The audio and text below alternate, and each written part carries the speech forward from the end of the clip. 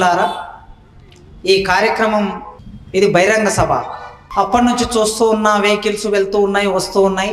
చూస్తూ ఉంటే ఒక గంటన్నర గడిచాక కాస్త వెహికల్స్ శబ్దం తగ్గిపోయింది కనుక కొద్దిగా ప్రశాంతంగా మాట్లాడుకోవచ్చని అనిపిస్తుంది మానసికంగా. ఎందుకంటే చుట్టుముట్టు రణగణ ధ్వనులు వినిపిస్తూ ఉంటే మనం ప్రశాంతంగా మాట్లాడుకోవడం కూడా ఒక్కొక్కసారి సమస్యగా మారుతుంది. ఇక ఇలా సభ అనుకున్నప్పుడు, రోడ్డు మీద సభ అనుకున్నప్పుడు తప్పది. ఈ కార్యక్రమంలో అమరవీరులకు సంబంధించి ప్రారంభంలో మనం జోహర్లు అర్పించుకున్నాం. ఇక్కడున్న అమరవీరుల చరిత్రని మూర్తి అన్న ఒక 2-3 పేజీల్లో రాసి మాకు ఇచ్చాడు వేదిక మీద.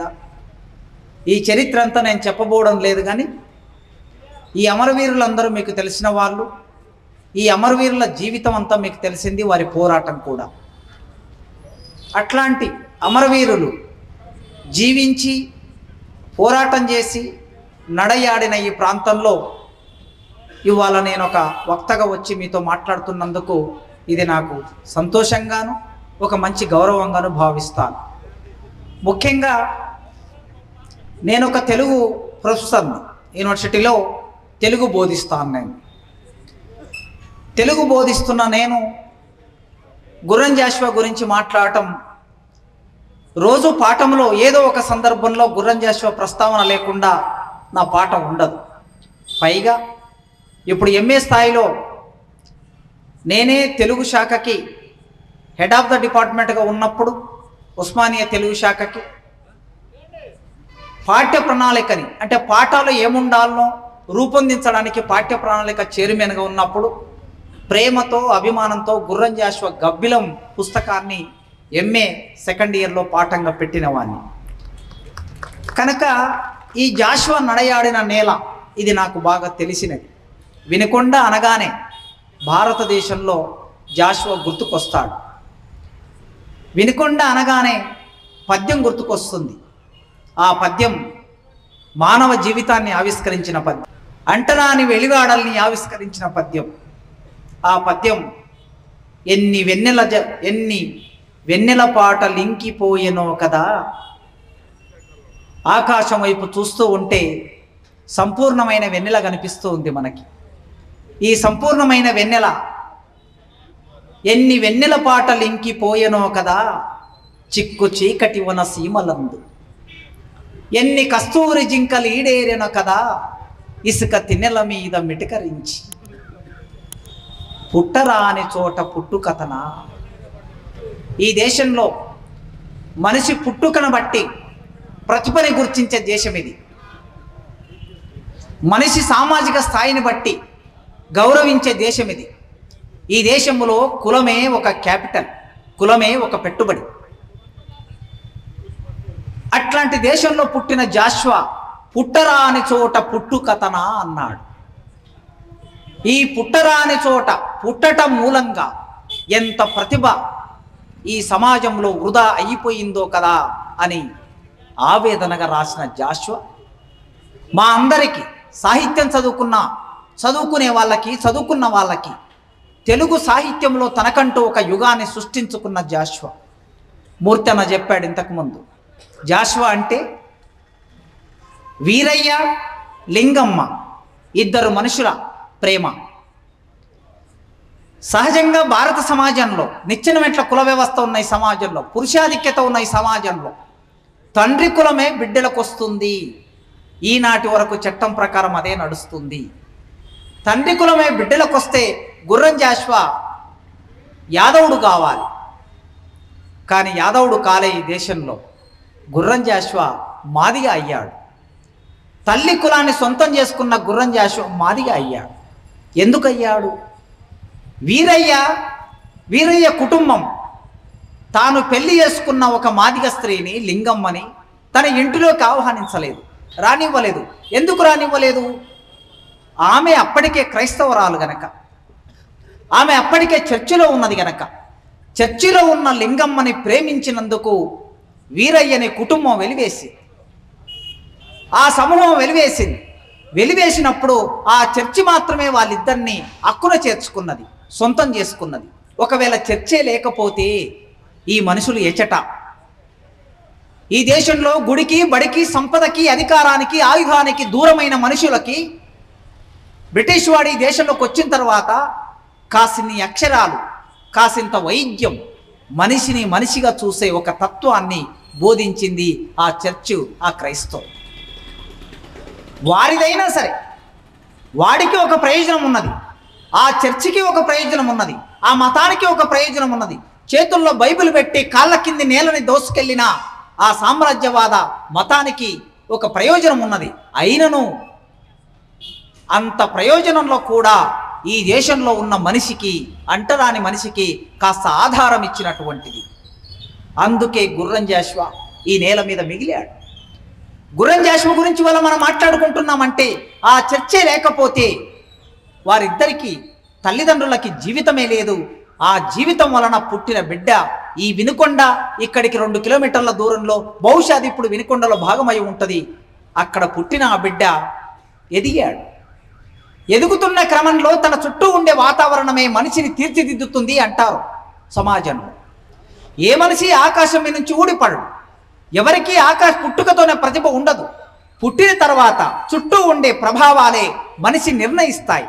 ఇక్కడ ఒరిగిపోయిన ఈ వీరులందరూ, ఇంతమంది వీరులు, శివయ్య మా అంటరాని వసంతంలో శివయ్య ఒక అద్భుతమైన పాత్ర. మా అంటరాని వసంతం అంటే మా కళ్యాణరావు రాసిన అంటరాని వసంతము అనే నవల. ఈ అంటరాని వసంతము అనే నవల శివయ్య అనే ఒక పాత్ర, బహుశా పాత్ర చదువుతూ ఉంటే, ఇక్కడ మూర్తన్న రాసిచ్చిన ఈ చరిత్ర చదువుతూ ఉంటే అద్భుతం అనిపించింది నాకు. ఒక బ్రాహ్మణ కుటుంబంలో పుట్టిన శివయ్య, ఈ నేల మీద నడిచిన శివయ్య, బ్రాహ్మణ కుటుంబంలో పుట్టినవాడు కుటుంబాన్ని వదిలేసి, భార్యను వదిలేసి ఎంత దూరం వెళ్ళాడంటే ఈ దేశ సరిహద్దుల్లోకి వెళ్ళాడు.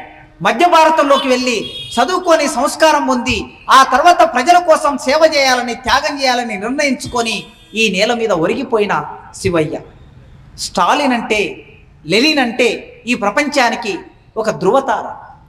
ఆ లెనిన్ను చూడాలనే ఆశతో ఇక్కడి నుంచి రష్యా వెళ్ళి లెనిన్ విగ్రహాన్ని దర్శించుకొని అక్కడనే చనిపోయిన శివయ్య ఒక అమరుడు.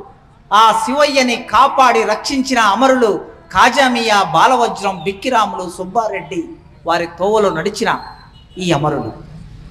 ఈ అమరులందరూ ఎట్లా తయారై ఉంటారు? వీళ్ళు తల్లి గర్భం నుంచి పుట్టగానే విప్లవకారులు కాలే, తల్లి గర్భం నుంచి పుట్టగానే కమ్యూనిస్టులు కాలే. కానీ ఈ దేశంలో పీడన, వేదన, దోపిడీ, దౌర్జన్యం, అన్యాయం చూస్తూ ఉన్నప్పుడు ఈ అన్యాయం సరైంది కాదు కదా అని ఒక ప్రశ్న తలెత్తి ఆ ప్రశ్న నుంచి పోరాటంలోకి వచ్చారు. ఆ ప్రశ్న నుంచి విప్లవకారులుగా మారారు. ఆ ప్రశ్న నుంచి పోరాటం చేసి త్యాగం చేశారు. అట్లా మనుషులు రూపొందుతారు, సామాన్యులు అసామాన్యులుగా రూపొందుతారు. మామూలు మనుషులు గొప్ప వాళ్ళు అవుతారు, వీరులు అవుతారు, చరిత్రలో భాగం అవుతారు. అట్లా పుట్టిన గుర్రం జాషువా ఒక మామూలు అంటరాని కులంలో పుట్టిన గుర్రం జాషువా సంచరిస్తూ, తిరుగుతూ, చదువుతూ, ప్రపంచాన్ని తెలుసుకుంటూ, ఆంగ్ల జ్ఞానం వలన ఈ ప్రపంచాన్ని అర్థం చేసుకొని తనకు చాలా ఇష్టమైన సాహిత్యం తెలుగు సాహిత్యం వైపు తన ఆలోచన విధానాన్ని మళ్లించినందుకు, సంస్కృతం నేర్చుకుందామంటే ఈ సమాజం అంగీకరించదు. ఎందుకంటే సంస్కృతం దేవతల భాష. వారి ఆలోచన, వారి భావన, కొందరు అనుకున్న భావన ఏమిటంటే సంస్కృతం దేవతల భాష, అది శూద్రులు నేర్చుకోవడానికి వీల్లేదు. కనీసం శూద్రుల్లో కూడా లేడు ఆయన. గుర్రం జాషువా శూద్రుల్లో కూడా లేడు, అంటరానివాడు. ఆయన్ని అడిగాడు, ముసలివాడైన బ్రహ్మకు పుట్టినారట, ముసలివాడైన బ్రహ్మకు పుట్టినారట, నలుగురు కుమారులని విన్నాము కాని పసరము కన్న హీనుడు పంచముడు, 5వ వర్ణస్థుడెవరమ్మా సవిత్రి. 5వ వర్ణస్థుడు ఈ దేశంలో. ముసలివాడైన బ్రహ్మకి పుడితే గిడితే పుడతారు పిల్లలు, ఒక ఏజ్ వరకు పుడతారు. కానీ ఇక్కడ చాలా లాజికల్గా అడిగాడు ఆయన, ముసలివాడైన బ్రహ్మకు పుట్టారట. అక్కడ ఛందస్సు కుదరడానికి దేవుడైన బ్రహ్మకు పుట్టారని కూడా వాడొచ్చు, కానీ వాడలే ఆయన. చాలా శాస్త్రీయంగా ముసలివాడైన బ్రహ్మకు పుట్టారట 9 కుమారులు. ఒకడు తల నుంచి, ఒకడు చేతి నుంచి, ఒకడు తొడల నుంచి, ఒకడు పాదాల నుంచి పుట్టారట. కానీ ఈ 4 చోట్ల పుట్టని మేము అంటరాని వాళ్ళం ఈ దేశంలో. మేమెక్కడి నుంచి పుట్టామమ్మా సవిత్రి అని అడిగాడు. అట్లా పుట్టిన ఆయనకి సంస్కృతం నేర్చుకునే అవకాశం లేదు ఈ దేశంలో.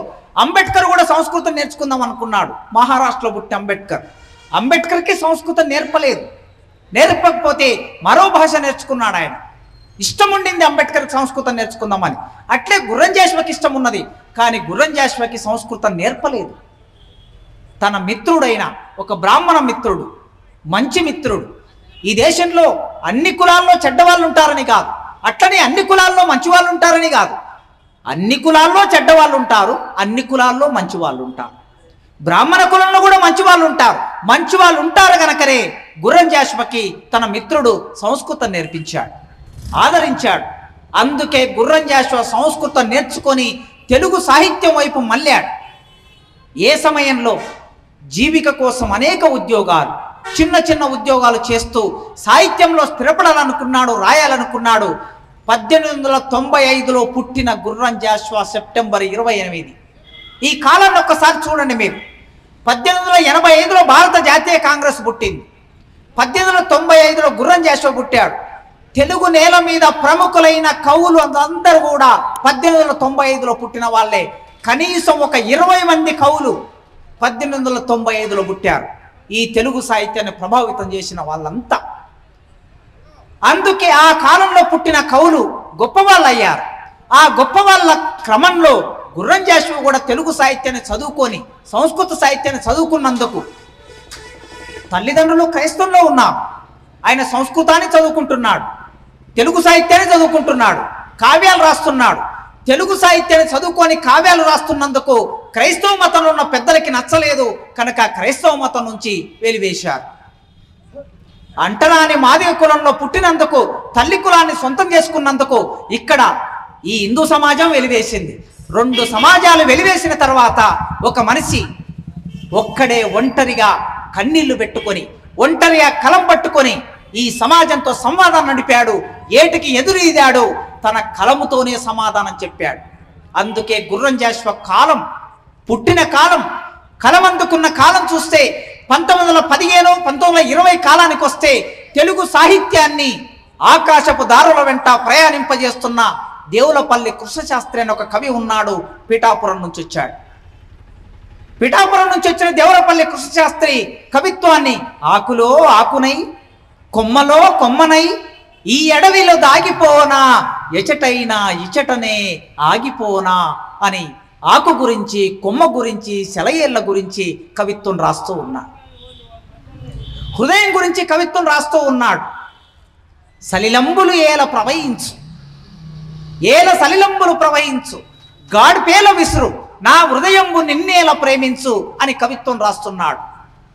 ఆకాశపు దారుల వెంట అక్కడనే ఎక్కడనో ఆకాశంలో చిన్న చిన్న దొనెలుంటాయి, ఆ దొనెల్లో చిన్న పడవలేసుకొని ఆ దొనెల్లో విహరిస్తాను అని కవిత్వం రాస్తూ ఉన్నాడు. పక్షినయ్యద, వృక్షమయ్యద, మధుపమయ్యద, ఇచటనే దాగిపోనా అని కవిత్వం రాస్తూ ఉన్నాడు. ఈ కవిత్వం రాస్తూ ఉన్నప్పుడు దిగిరాను దిగిరాను దివి నుంచి భువికి, నవ్వి పోదురుగాక నాకేటి సిగ్గు, ఆకాశంలో నేను ఉంటాను అనంటే, నేను పక్షిని అవుతానంటే, నేను పిట్టను అవుతానంటే, నేను తేనెను అవుతానంటే ఎవరైనా నవ్వుతారేమో అనుకున్నాడు ఆయననే. ఆయనకే సందేహం వచ్చింది. ఆకాశంలో నీటి కొలనులుంటాయి, ఆ నీటి కొలంలో పడవలేసుకొని తిరుగుతాను అని రాస్తే ఎవరైనా నవ్వుతారేమో అని అనుకున్నాడు. అనుకున్నవాడు మళ్ళీ ఏమన్నాడు, మీరు నవ్వుతే నాకేమిటి, నవ్వి పోదురుగాక నాకేటి సిగ్గు అన్నాడు. మీరు నవ్వుతే నాకేమి లేదు అన్నాడు. అట్లా కవిత్వం రాస్తున్న రోజుల్లో, ఆకాశము గురించి కవిత్వం రాస్తున్న రోజుల్లో, కొమ్మల గురించి కవిత్వం రాస్తున్న రోజుల్లో, ప్రేమ గురించి కవిత్వం రాస్తున్న రోజుల్లో గుర్రం జాషువా తన కళాన్ని చేతబట్టాడు. ఇది ఒకవైపు. మరోవైపు విశ్వనాథ సత్యనారాయణ, బ్రాహ్మణ కుటుంబంలో పుట్టిన విశ్వనాథ సత్యనారాయణ, బ్రాహ్మణ కుటుంబంలో పుట్టిన దేవులపల్లి కృష్ణశాస్త్రి. విశ్వనాథ సత్యనారాయణ 1000 పడగలు రాస్తూ ఉన్నాడు, రామాయణ కల్పవృక్షం రాస్తూ ఉన్నాడు. మరుగున పడిపోబోతున్న చాతుర్వర్ణ వ్యవస్థని మళ్ళీ నిలబెట్టడం కోసం, బ్రాహ్మణిజాన్ని మళ్ళీ తిరిగి నిలబెట్టడం కోసం కుల వ్యవస్థ నిలబెట్టడం కోసం విశ్వనాథ సత్యనారాయణ కవిత్వం రాస్తున్న రోజులవి. వీళ్ళిద్దరు కవులు ఇలా ఉండగా మరో కవి బయలుదేరాడు. ఆ కవి ఆకాశపు దారుల వెంట వెళుతున్న దేవులపల్లి కృష్ణశాస్త్రికి శిష్యుడు, కవిత్వంలో అభిమాని, ఆయన ప్రభావానికి గురైన వాడు, చిన్నతనంలోనే ప్రభవ అనే కావ్యం రాసుకున్నవాడు, భావకవిత్వం రాసినవాడు. అట్లా బయలుదేరిన ఆయన 1929 వచ్చే నాటికి ఈ ప్రపంచం మొదటి ప్రపంచ యుద్ధం జరిగి, ఆ మొదటి ప్రపంచ యుద్ధం ఒక పెద్ద సంక్షోభాన్ని సృష్టించి ఆ యుద్ధం నుంచి బయటపడడానికి ప్రయత్నం చేస్తున్న తొలి రోజుల్లో సామ్యవాద విప్లవం జరిగింది రష్యాలో. ఆ సామ్యవాద విప్లవ ప్రభావానికి గురైనటువంటి వాళ్ళే మీ ప్రాంతంలో అమరులైనటువంటి వాళ్ళు డాంగేతో పాటు చంద్ర రాజేశ్వరరావుతో పాటు కలిసి తిరిగినటువంటి వీరులు వీళ్ళు. ఆ రష్యా విప్లవ ప్రభావంతో తెలుగు సాహిత్యం మారిపోయింది, కవిత్వం మారిపోయింది. ఆ మారిపోతున్నప్పుడు 1929లో టైఫాయిడ్ జ్వరానికి గురై సాహిత్యాన్ని చదువుకుంటూ భావకవిత్వం రాసుకుంటూ పద్యం రాసుకుంటూ ఉన్న విశాఖపట్టణంలో పుట్టిన ఒక బ్రాహ్మణ కుటుంబంలో పుట్టిన ఒక యువకుడు బయలుదేరాడు. కృష్ణశాస్త్రిని చూసి, అయ్యా నీవు ఆకాశంలో ఉంటానంటున్నావు, ఉండు, నీవు అక్కడే ఉండు, కానీ ఆకాశపు దారుల వెంట హడావిడిగా పరిగెడుతున్న జగన్నాథుని రథచక్రాల్ని భూమార్గం పట్టిస్తా, భూకంపం సృష్టిస్తా అని కవిత్వం రాసిన శ్రీశ్రీ బయలుదేరాడు ఇదే కాలంలో. పతితులార భష్టులార బాధా సర్ప దష్టులార ఏడవకండి ఏడవకండి, మీకోసం వస్తున్నాయి వస్తున్నాయి జగన్నాథ రథచక్రాలు, జగన్నాథుని రథచక్రాలు, భూమార్గం పట్టిస్తా. అంటే ఇక్కడ భూమార్గం పట్టిస్తా అంటే జగన్నాథుని రథచక్రాలు, పూరి జగన్నాథుని రథచక్రాల కింద పడి చనిపోతే స్వర్గానికి వెళ్తామని ఒక భ్రమ. చాలామంది ఇప్పుడు మీ దగ్గర, నేనెవరో మా స్టూడెంట్ చెప్తూ ఉన్నాడు, నేను కారులో వస్తూ ఉంటే, చంద్రబాబు నాయుడు గారు తిరుపతిలో మొన్న జరిగిన సంఘటన దగ్గరికి వెళితే చావు తప్పి కన్ను లొట్టబోయిందని అంటారు కదా, అట్లా బయటపడినటువంటి వాళ్ళు అంటున్నారట, అయ్యా మమ్మల్ని ఆ దేవుని దగ్గరికి తీసుకెళ్ళు అంటున్నారట. ఇట్లాంటి స్థితిలో మన సమాజంలో మనం ఉన్నాం. కనుక ఈనాడు ఎట్లా ఉంది అంటే ఆనాడు ఎట్లా ఉండి ఉంటుంది. జగన్నాథుని రథం ఇలా వస్తూ ఉంటే లక్షలాది మంది ప్రజలు అక్కడ ఉంటారు. వాళ్ళు తోసుకుంటూ దాని కింద పడితే, చక్రాల కింద పడితే, ఆ రథం కింద పడితే చనిపోతే స్వర్గానికి వెళతామని ఒక నమ్మకం ఉండేది. అట్లాంటి జగన్నాథుని రథచక్రాలని ఎక్కడో ఆకాశంలో ఉన్న కవిత్వాన్ని నేను కిందికి దింపుతా అనే అర్థంలో వాడాడు శ్రీశ్రీ. కిందికి దింపాడు. ఈయన మూడో కవి. దేవులపల్లి కృష్ణశాస్త్రి ఆకాశం గురించి రాశాడు, బ్రాహ్మణ కవి. విశ్వనాథ సత్యనారాయణ కులం గురించి రాశాడు, బ్రాహ్మణ కవి. శ్రీశ్రీ బ్రాహ్మణ కవి, కార్మికుల గురించి రాశాడు, కమ్యూనిజం గురించి రాశాడు. ఇట్లాంటి ముగ్గురు ఉద్దండులు తెలుగు సాహిత్యాన్ని ఏలుతున్న రోజుల్లో మెల్లగా తన కళాన్ని చేతబట్టుకొని ఎన్ని వెన్నెల వాగు లింకిపోయెనో కదా, ఈ అంటరాని వాడు బయలుదేరాడు. తెలుగు సాహిత్యంలో ఒక అస్పృశ్యుడైన వాడు కలం పట్టుకొని నిలబడిన సందర్భం గుర్రం జాషువాకి ముందు లేదు, అంత బలంగా నిలబడిన సందర్భం లేదు. గుర్రం జాషువా అట్లా ప్రారంభమయ్యాడు. వచన కవిత్వం ఆ పాటికే వచ్చేసింది తెలుగు సాహిత్యంలోకి. కుందుర్తి ఆంజనేయులు వచన కవిత్వం రాస్తూ ఉన్నాడు. పద్యాన్ని కాస్త పక్కకు నెట్టేశారు. ఇక పద్యం అవసరం లేదనుకున్నారు. ఎందుకంటే గురజాడ గేయాలు, శ్రీశ్రీ గేయాలు సమాజాన్ని బట్టి ఊగిస్తున్నప్పుడు ఇక పద్యం ఎందుకు అనుకున్నారు. కానీ అలాంటి పద్యాన్ని పట్టుకొని మెల్లగా బయలుదేరాడు గుర్రం జాషువా. బయలుదేరి, ఓ కాకమ్మ, ఓ గబ్బిలమా, ఓ పిట్ట, నీ జీవితం నా జీవితం ఒకటే కదా, ఇనుని సాగనంపి ఇల్లు చేరి, కలిగిన గంజి దాగి ఇరిగిన మంచం ఎక్కి, ఇది నా జీవితం. వాళ్ళ జీవితాన్ని వాళ్ళు ఆవిష్కరించుకున్నారు. వాళ్ళ జీవితాన్ని వాళ్ళు ఆవిష్కరించుకుంటే ఈయన జీవితాన్ని ఈయన ఆవిష్కరించాడు. నా జీవితం ఏమిటంటే, సూర్యుడిని నిద్ర లేచినప్పుడు సూర్యుడు ఉదయిస్తాడు, ఉదయించినప్పుడు నిద్ర లేస్తాను, సూర్యుడు అస్తమించే వరకు యుద్ధం పొలంలో పనిచేసి మళ్ళీ చివరికి ఇంటికి వస్తే నా జీవితం గంజి తాగే జీవితం. గంజిలో కొర్రుగొట్టి వెతుకుతే ఒక్క మెతుకు కూడా దొరకదని రాశాడు ఒక కవి, ఒక దళిత కవి. గంజిలో కొర్రుగొట్టి వెతుకుతే ఒక మెతుకు కూడా దొరకదు, అలాంటి జీవితంలో గంజి దాగి ఇరిగిన మంచం ఎక్కి ఇలా ఉన్న నా ఇంటిలోకి ఒక గబ్బిలం ప్రవేశించింది. ఒక గబ్బిలం ప్రవేశించింది. ఏమున్నాదని వెతుకుతున్నావు ఇక్కడ? ఓ పిల్ల గబ్బిలమా, ఏమున్నాదని వెతుకుతున్నావు ఈ ఇంటిలో? దేవుడి దగ్గర ఉండే పంచభక్ష పరమాన్నం నా దగ్గర దొరకదు. నా దగ్గర ఉన్నదల్లా నేనే ఒక అంటరాని వాడిని, తినడానికి తిండి లేని వాడిని. నా ఇంటిలోకి నీవు ప్రవేశించావని మెల్లగా ఈ తెలుగు సాహిత్యంలోకి గబ్బిలాన్ని ప్రవేశపెట్టాడు.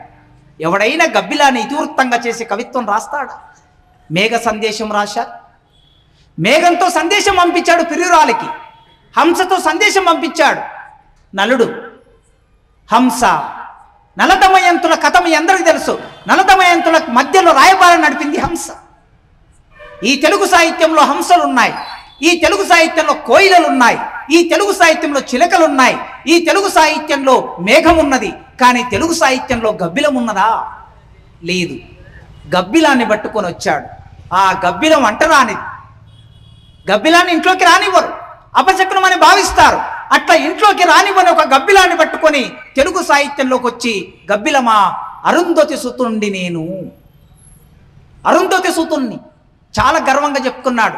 ఎక్కడ గుర్రం జాషువా తన తండ్రి వారసత్వాన్ని చెప్పుకోలే, తన తండ్రి కుల ప్రస్తావన చేయలేదు, తన తల్లినే ఓన్ చేసుకున్నాడు. అంటే ఈ దేశంలో శూద్ర అతిశూద్ర కులాలు మాతృస్వామిక సమాజాలను ఇంకా కాపాడుతూ వస్తూ ఉన్నాయి. పితృస్వామిక సమాజానికి సవాలుగా నిలిచినటువంటి సమూహాలు ఇవి. అందుకే నేను అరుంధతి సుతుణ్ణి అన్నాడు. కడగొట్టు బిడ్డెను, ఈ భారతదేశంలో కడగొట్టు బిడ్డెను, అరుంధతి సుతుణ్ణి నేను. నీవు నా ఇంటిలోకి ప్రవేశించావు, వస్తే వచ్చావు. కానీ నాదు కన్నీటి కథ, నాదు కన్నీటి కథ నీకు అర్థం కావాలంటే, నాదు కన్నీటి కథ అర్థం కావడానికి ఆర్ధ హృదయంబు కూడా కొంత అవసరంబు అన్నాడు. నేను అంటరాని వాడిని ఎవరికైనా చెబితే వాడికి అర్థం కాలేదనుకోండి, వాడికి అర్థం కాదు, సచ్చినా అర్థం కాదు, సచ్చినాక కూడా అర్థం కాదు. ఈ బాధ ఎవరికి అర్థం కాదు, అది అనుభవించినోడికే తెలుస్తుంటుంది. ఒక మనిషి అంటరాని తను అనుభవించినోడికి తప్ప ఇంకెవడి, స్త్రీ తన పురిటి నొప్పుల బాధ, తన శ్రమ, తన ఆవేదన, తన కన్నీలు ఎంత చెప్పినా ఎవరికి అర్థం కాదు. ఆ పెయిన్ ఎవరికి అర్థం కాదు, ఏ మగవాడికి అర్థం కాదు ఈ దేశంలో. నీవెంత పెద్ద సంఘ సంస్కర్త అయినా, నీవెంత పెద్ద విప్లవకారుడు అయినా నీకు అర్థం కాదు, తనకే అర్థమవుతుంది. అట్లే ఒక అంటరాని వాడి బాధ అంటరాని వాడికి అర్థమవుతుంది ఈ దేశంలో. అందుకే నాదు కన్నీటి కథ సమన్వయంబు చేయ ఆర్ధ హృదయంబు కూడా కొంత అవసరంబు. ఓ గబ్బిలమా, నువ్వు నా ఇంటిలోకి వచ్చావు, ఒక్కసారి నీ రెక్కలతో ఇలా అని నా ఇంటిలో మినుకు మినుకుమంటున్న ఆముదపు దీపం అల్లనా ఆరిపాయే. చీకటి నా జీవితం చీకటి, ఉన్న ఒక్క చిన్నపాటి వెలుగును కూడా నీ రెక్కలతో ఆర్పేశావు, అది ఆరిపోయింది, ఇక చీకటే. ఈ చీకటి జీవితంలోకి వచ్చావు గనక నీకు అర్థం కావాలి, నా జీవితం చెబుతాను విను అని తన గానాన్ని మొదలుపెట్టాడు. నేను ఎక్కడ పుట్టాను, నేను ఎవరిని, ఈ దేశంలో ఎవరిని నేను? వాడి రెక్కల కష్టంబు లేని నాడు సస్యరమా పండి పులకించ సంశయించు అన్నాడు. ఈ దేశంలో అంటరాని వాడు లేకపోతే, వాడు శ్రమ చేయకపోతే ఈ భూమి ఏమంటదంటే, వాడి రెక్కల కష్టంబు లేని నాడు సస్యరమా పండి పులకించ సంశయించు. నేను పండను అంటదట ఈ భూమి. మరి అట్లాంటి అంటరాని వాడు సంపద సృష్టిస్తే, ఈ సంపదని తినే వాళ్ళందరూ, గొప్ప వాళ్ళందరూ వాని నైవేద్యము అంటూ వడిన నాడు 3 మూర్తులకు కూడా కూడు లేదు అన్నాడు గుర్రం జాషువా. అంటరాని వాడు అంటున్నారు. మరి ఒకవేళ అంటరాని వాడు వీడు తుకం పోసినప్పుడు, తుకం తీసినప్పుడు, భూమి దున్నినప్పుడు, ఈ అంటరాని చేతులతో బొటన వేళ్లతో నాట్లేసినప్పుడు, ఈ పిడికిల్లో కొడవలి బట్టి కోసినప్పుడు, కుప్పగొట్టినప్పుడు, తూర్పార బట్టినప్పుడు, నీ గరిసెల్లో ఈ ధాన్యం తీసుకొచ్చి నింపినప్పుడు, ఈ మొత్తం మా కన్నీళ్లతో మా నెత్తురుతో తడిసినటువంటి ధాన్యం కదా. అందుకే ఈ 3 మూర్తులకి వాని నైవేద్యం అంటుబడిన నాడు ఈ 3 మూర్తులకి కూడా కూడు లేదు. మేము పని చేయకపోతే వీళ్ళకి మీరు అన్నం పెట్టలేరు అన్నాడు. వాని రెక్కల కష్టంబు నాహరించి, వాని రెక్కల కష్టంబు నాహరించి ఇనుప గజ్జల తల్లి జీవనంబు చేయు. ఇనుప గజ్జల తల్లి దరిద్ర దేవత వాడి ఇంటిలోనే ఉంటుంది ఎంత కష్టం చేసినా. అందుకే వాని రెక్కల కష్టంబు నాహరించి ఇనుప గజ్జల తల్లి జీవనంబు చేయు కసరి బుస కొట్టునాతని గాలి సోక కసరి బుస కొట్టునాతని గాలి సోక 4 పడగల హైందవ నాగరాజు.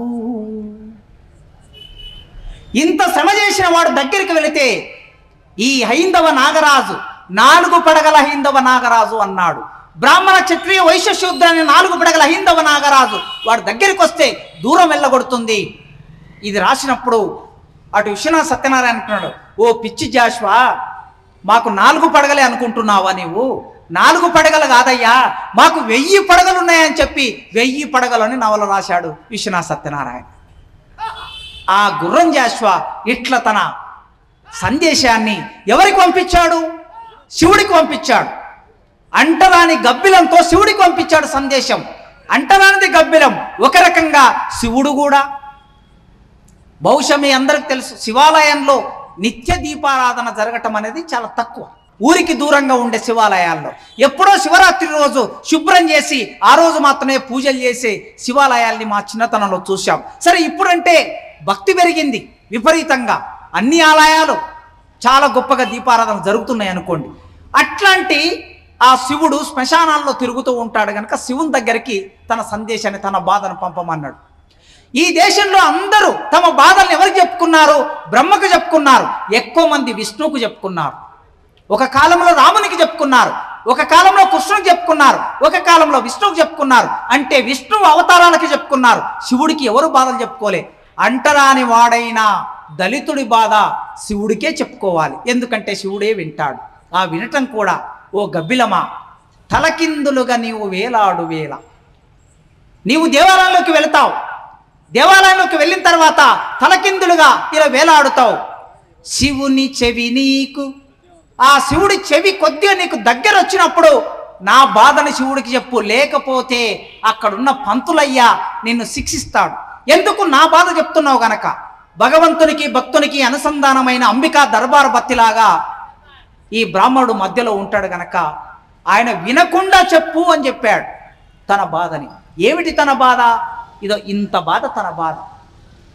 పామునకు పాలు పోసి, పామునకు పాలు, చీమకు పంచదార, మేపుకొనుచున్నట్టి దేశంబున జనించిన శూన్యములైన భిక్షకుని పాత్రం మెతుకు విదిల్పది భరతమేదిని 33 కోట్ల దేవతలెగబడ్డ దేశంబునా. ఈ దేశంలో మనిషికి ఒక దేవుడు ఉన్నాడు. ఆయన ఈ పద్యం రాసే నాటికి దేశ జనాభా 33 కోట్లు. 33 కోట్ల దేవతలెగబడ్డ దేశంలో పాముకు పాలు పోస్తారు, చీమకు పంచదార పెడతారు, కానీ శూన్యములైనటువంటి ఈ దరిద్రుడి పాత్రలో ఒక్క మెతుకు కూడా వేయనటువంటి దేశంలో నేను పుట్టానమ్మా. అందుకే నా బాధని ఆ శివుడికి చెప్పు. ఈ చెప్పే క్రమంలో ఇట్లా బయలుదేరిన ఈ కవి అటు శ్రీశ్రీ, ఇటు కృష్ణశాస్త్రి, అటు విశ్వనాథ సత్యనారాయణ. కృష్ణశాస్త్రి శకం ఆగిపోయింది, శ్రీశ్రీ శకం మొదలయ్యింది. 1940 తర్వాత శ్రీశ్రీ శకం మొదలయ్యింది.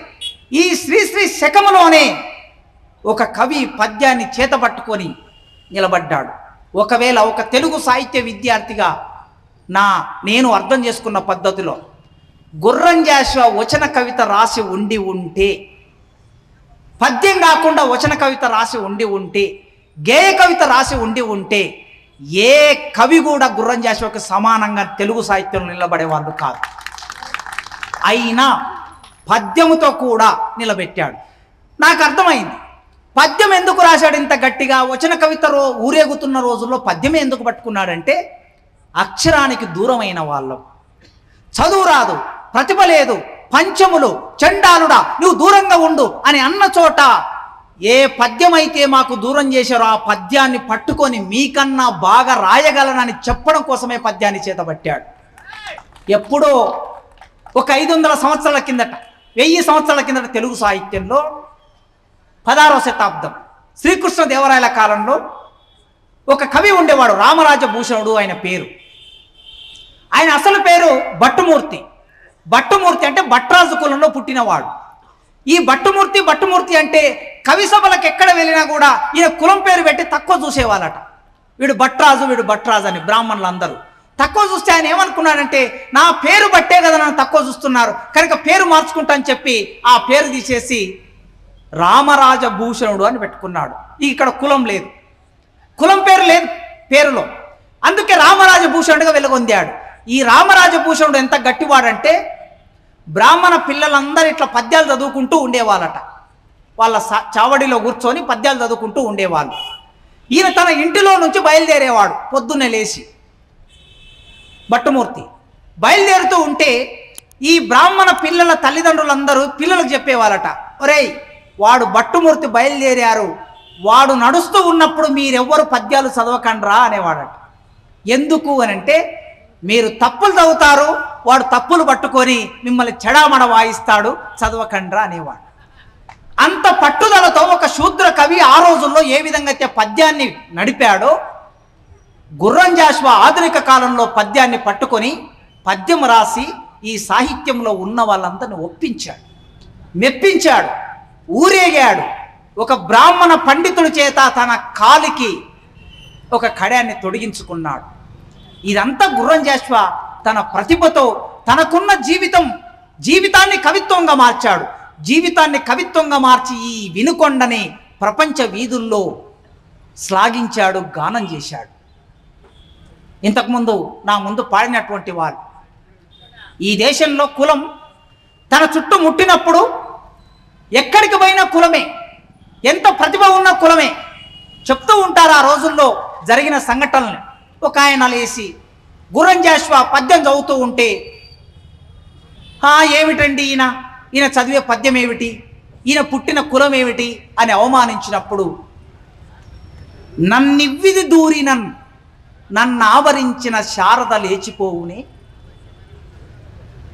నన్ను ఎన్ని రకాలుగా మీరు అవమానించినా నాలో ఉన్న సరస్వతిని మీరు దూరం చేయలేరు కదా, అందుకే కులమతాలు గీసుకున్న గీతలదొచ్చి పంజరాన కట్టువడను నేను, నిఖిల లోకమెట్లు నిర్ణయించే తిరుగులేదు విశ్వనరుడా అని ప్రకటించుకున్న ఏకైక కవి తెలుగు సాహిత్యంలో గుర్రం జాషువానే ఈ వినుకొండలో పుట్టి విశ్వనరుడిగా మారాడు. ఆ విశ్వనరుడు తెలుగు సాహిత్యాన్ని ఎంత సుసంపన్నం చేశాడు. ఒక కవిని రాజు మోసం చేస్తే ఆ కవి పేరు మీద పిరదౌసి అనే కావ్యం రాశాడు. ఒక రాజు తన భార్య కోసం ఒక కన్నీటి చుక్కని అద్భుతమైన శిల్ప కళాఖండంగా మార్చి తాజ్మహల్ కడితే ఆ తాజ్మహల్ని కావ్యంలో ఆవిష్కరించాడు. కనుక తెలుగు సాహిత్యంలో అస్పృశ్య జీవితాన్ని, అంటరాని జీవితాన్ని తీసుకొచ్చి మొట్టమొదటి దళిత కవిత్వానికి పునాది వేసిన గుర్రం జాషువా మనందరికీ ఆదర్శం. ఈనాటి కవులకు ఆదర్శం. సున్నితమైన పదాలను తీసుకొని, సహజమైన పలుకుబడులను తీసుకొని అంటరాని వాడి జీవితాన్ని ఆవిష్కరించి ఈనాడు తెలుగు కవిత్వం రాసే గద్దరన్న వరకు కవిత్వం రాసిన వాళ్ళందరికీ ఆయన పునాది వేశాడు. అక్కడి నుంచి 1971లో గుర్రం జాషువా అమరుడయ్యాడు. 1971లో గుర్రం జాషువా అమరుడైతే సరిగ్గా 1971లో గద్దరన్న పాట తెలుగు నేల మీదకి ప్రభంజనంలాగా దూసుకొచ్చింది. ఆయన ఆగిపోయిన చోట, గుర్రం జాషువా కలం ఆగిపోయిన చోట ఆయన్ని రాసుకున్నాడు. చెల్లెలు అడుగుతూ ఉన్నది, కవులు తమ గురించి తాము అందరు రాసుకుంటారా అన్న అంటే, అందరూ రాసుకుంటారో లేదో కానీ తప్పనిసరిగా కింది కులాల్లో పుట్టిన కవులు తప్పనిసరిగా రాసుకుంటారు. ఎందుకంటే తమ గురించి తర్వాతి వాడు ఎట్లా రాయడు కదా, తర్వాతి వాళ్ళు ఎట్లా రాయరు.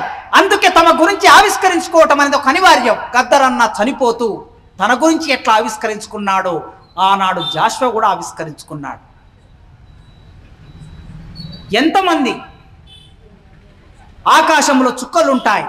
ఈ చుక్కలు రాజులు చనిపోయినప్పుడు చుక్క రాలి పడితే అయ్యయ్యో ఎక్కడనో రాజు చనిపోయాడు అని అనుకునే ఒక నమ్మకం ఈ దేశంలో ఉన్నది. రాజు మరణించనొక తార రాలిపోయి, సుకవి మరణించనొక తార గగనమెక్కే, రాజు జీవించే రాతి విగ్రహములందు సుకవి జీవించే ప్రజల నాలుకల యందు అని రాశాడు. జాషువా చనిపోయిన తర్వాత కూడా ఇప్పటికి 50 ఏళ్ల తర్వాత 60 ఏళ్ల తర్వాత జాషువా కవిత్వం మన నోళ్ళలో ఉన్నది అంటే కవి ఎప్పటికి జీవిస్తాడు? అక్షరం ఉన్నంత వరకు జీవిస్తాడు. ఆయన ముగించిన చోట గద్దరు మొదలుపెట్టాడు. ఆపుర బండోడు బండెంట నేనొస్తా, నిలుపుర బండోడు బండి మీద నేనొస్తా, చీటి చీర కట్టుకొని వస్తా, ఆపుర బండోడు బండెంట నేనొస్తా. ఆయన పద్యం, ఈయన పాట.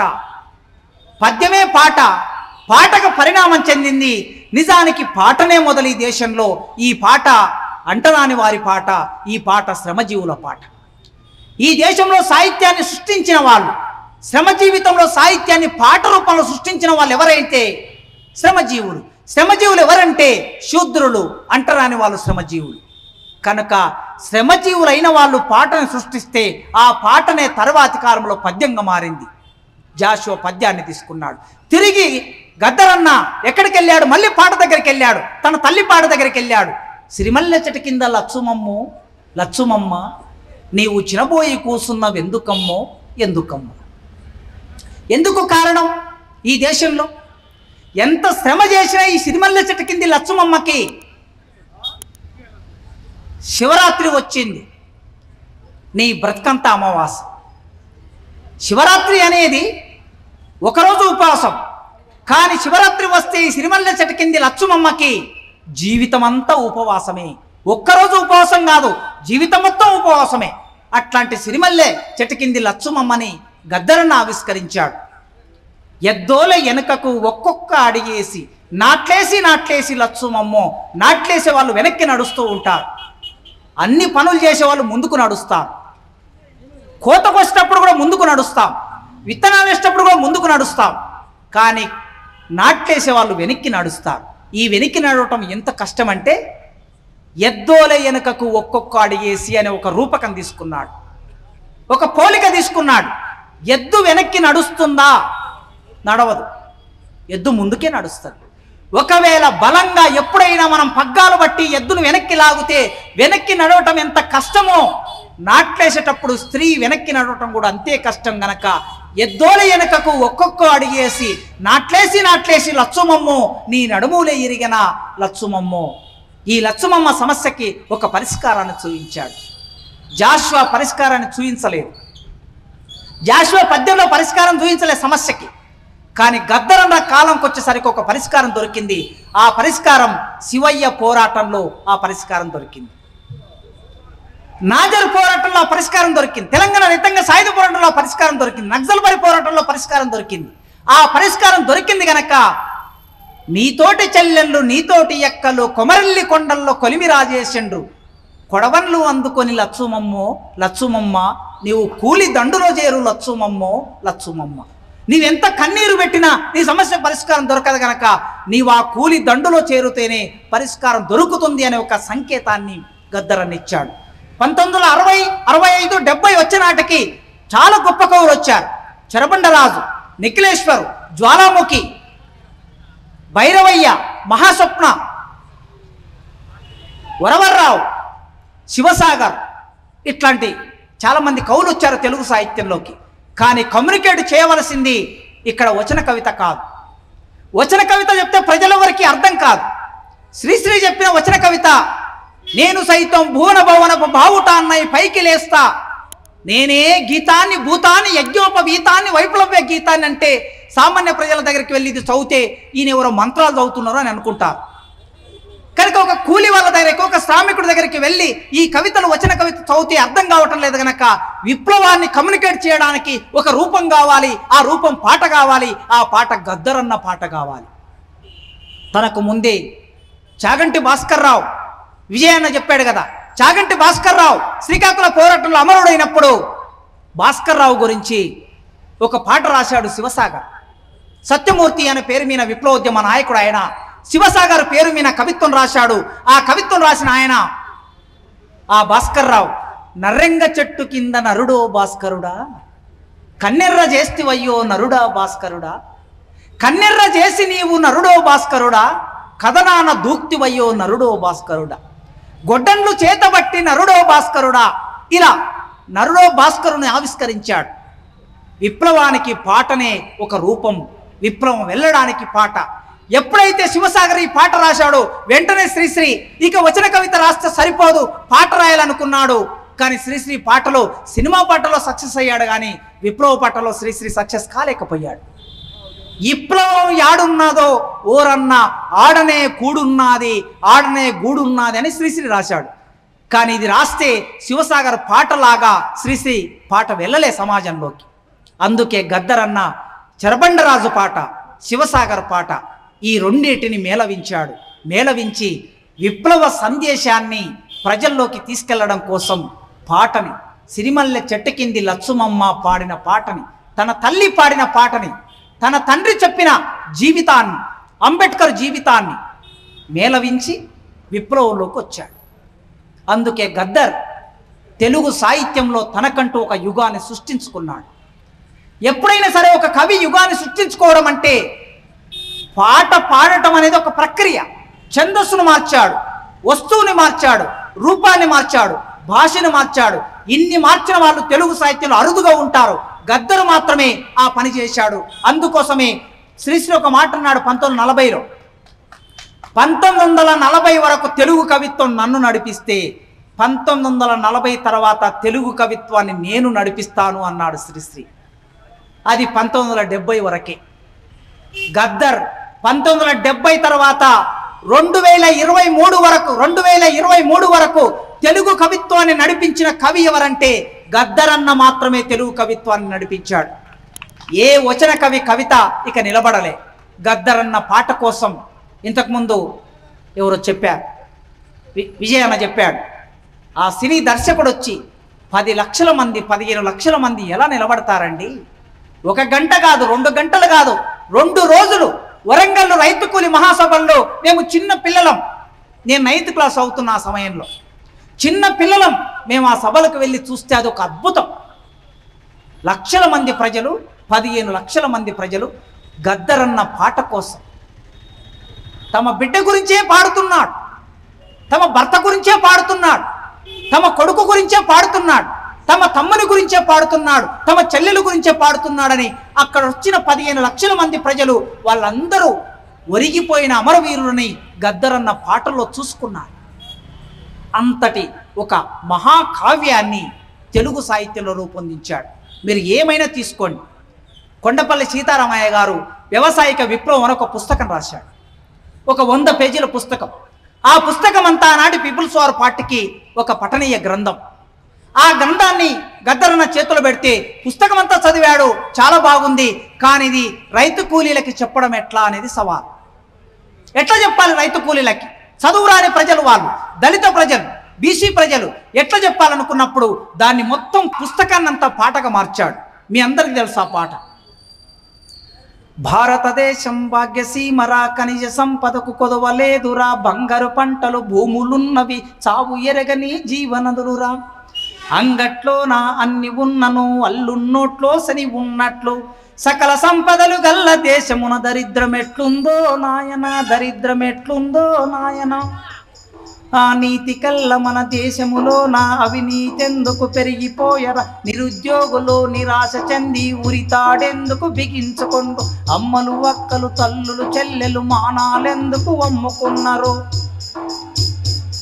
ఆ భూ సంస్కాల బూటకంబురా, దోపిడి దొంగల నాటకంబురా, రైతు దేశముల రైతు బిడ్డకే భూమి లేదు ఎట్లో నాయన, భూమి లేదు ఎట్లో నాయన, ఆ పెద్ద పెద్ద భూసాములే మరో తిమ్మిని బొమ్మిని చేసినారు రా, సెంటు భూమి చేయి జారకుండను, కుక్క పేరు నా, నక్క పేరు నా, పిల్లి పేరు నా, రాతలు రాసి పట్ట చేసినారు, ఆ భూ సంస్కాల బూటకంబురా, దోపిడి దొంగల నాటకంబురా, రైతు దేశముల రైతు బిడ్డకే భూమి లేదు ఎట్లో నాయన, భూమి లేదు ఎట్లో.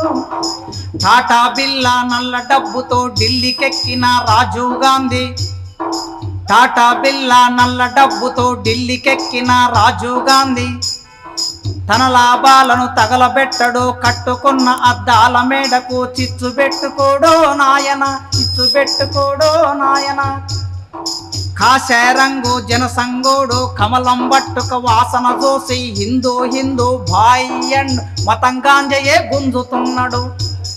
ఆనాడు గద్దర్ ఇలా రాయటం అనేది ఆనాటి చైతన్యం అంతే, తర్వాత మారిపోయింది.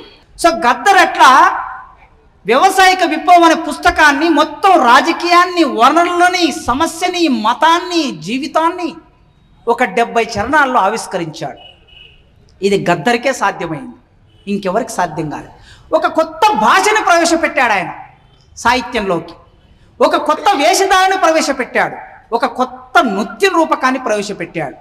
నాజర్ బుర్రకథ నుంచి దాని ఎక్స్టెన్షన్గా ఒక సామాన్యుడి జీవితాన్ని తీసుకొచ్చాడు.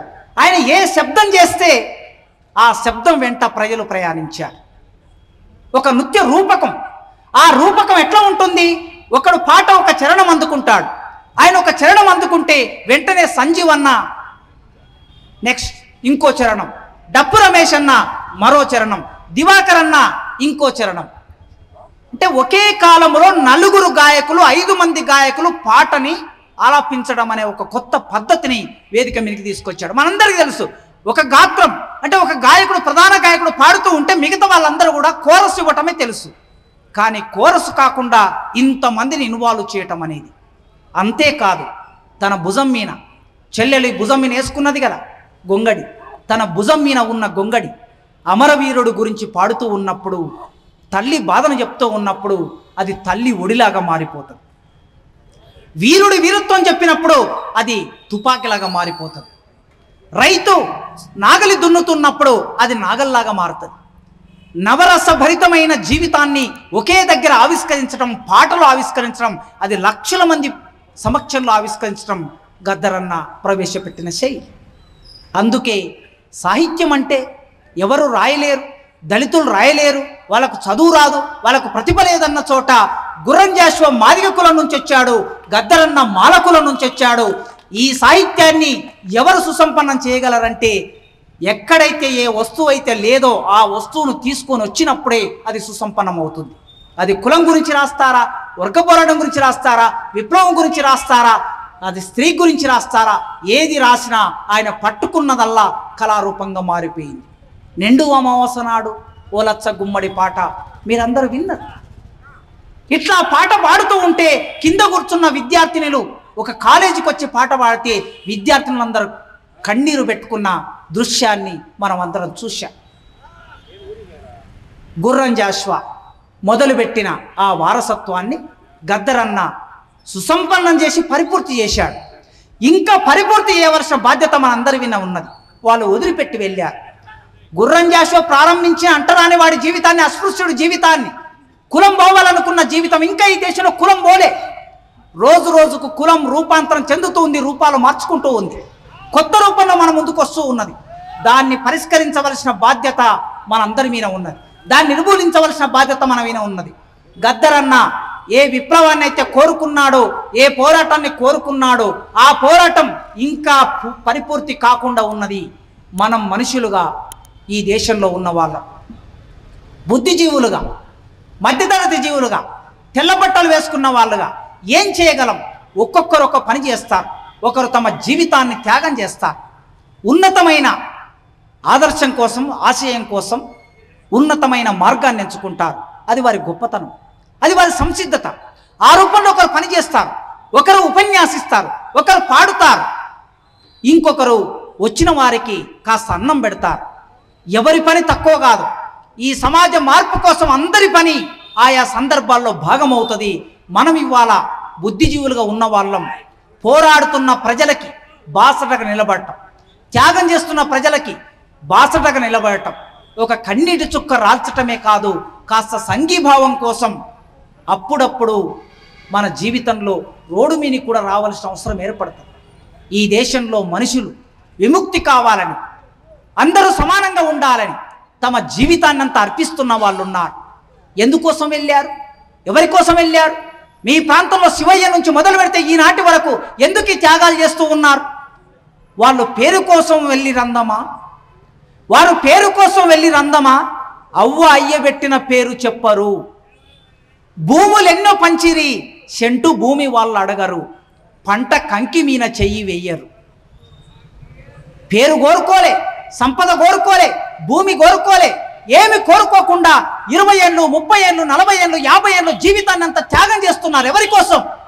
మన భవిష్యత్తు కోసం, సమాజం బాగుండాలని త్యాగం చేస్తున్నారు. ఆ త్యాగాన్ని ఎత్తి పట్టడం, ఈ దేశంలో మానవీయత కోల్పోతున్నప్పుడు, మంచితనం కోల్పోతున్నప్పుడు, విలువలు పతనమవుతున్నప్పుడు వాటి నిలబెట్టే పని ప్రయత్నం ఎక్కడైనా ఉందా అంటే మనం ఇంకెక్కడ చూడలేం. అసెంబ్లీ ఎట్లా మారిపోయిందో, పార్లమెంట్ ఎట్లా మారిపోయిందో మనం చూస్తూ ఉన్నాం. అసెంబ్లీ టెలికాస్ట్ అవుతూ ఉంటే ఒక్క ఎమ్మెల్యే మాటలైనా విలువలతో కూడిన మాట మనం వినగలమా? ఒక్కడి భాషనైనా సరిగ్గా ఉన్నదా? ఒక్క ఎమ్మెల్యేకైనా సంస్కారం ఉందా? భాష వచ్చా? ప్రజల పట్ల నిబద్ధత ఉన్నదా? ఈ సమాజం పట్ల గౌరవం ఉన్నదా? సంస్కారం ఉన్నదా?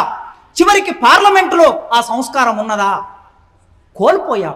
చట్ట సభలలో ఇక మన విముక్తి లేదు. మన విముక్తల్లా ప్రజా పోరాటాల్లోనే మన విముక్తి ఉన్నది. కనుక ప్రజా పోరాటం ఇక్కడ శివయ్య మొదలుపెట్టిన ప్రజా పోరాటం నడుస్తూ ఉన్నది. గద్దరన్న గానం చేసిన ప్రజా పోరాటం నడుస్తూ ఉన్నది. ఆ అంటరాని కోయిల గబ్బిలంతో మొదలుపెట్టిన, గుర్రం జాష మొదలుపెట్టిన పోరాటం నడుస్తూ ఉన్నది. ఆ పోరాటం దారిలో నడవటమే వీళ్ళందరికీ మనం ఇచ్చే నిజమైన నివాళని నన్ను ప్రేమతో అభిమానంతో మూర్తి అన్న నెల రోజుల నుంచి వెంటబడుతూ ఉన్నాడు. రోజొక్క ఫోన్ చేస్తున్నాడు. నేను ఎక్కడ ఎగ్గొడతాను అనుకున్నాడో ఏమో, రోజొక్క ఫోన్ చేసి చివరికి నన్ను ఇక్కడికి వచ్చే వరకు వెంటబడ్డాడు. ఇది నా బాధ్యత, ఇక్కడికి రావటం. గుర్రం జాషో పుట్టిన నేలని ఇక్కడికి వచ్చాను. మీ అందరూ నా మాటలు విన్నందుకు పేరు పేరున విప్లవాభివందనాలు తెలియజేస్తూ ముగిస్తున్నాను.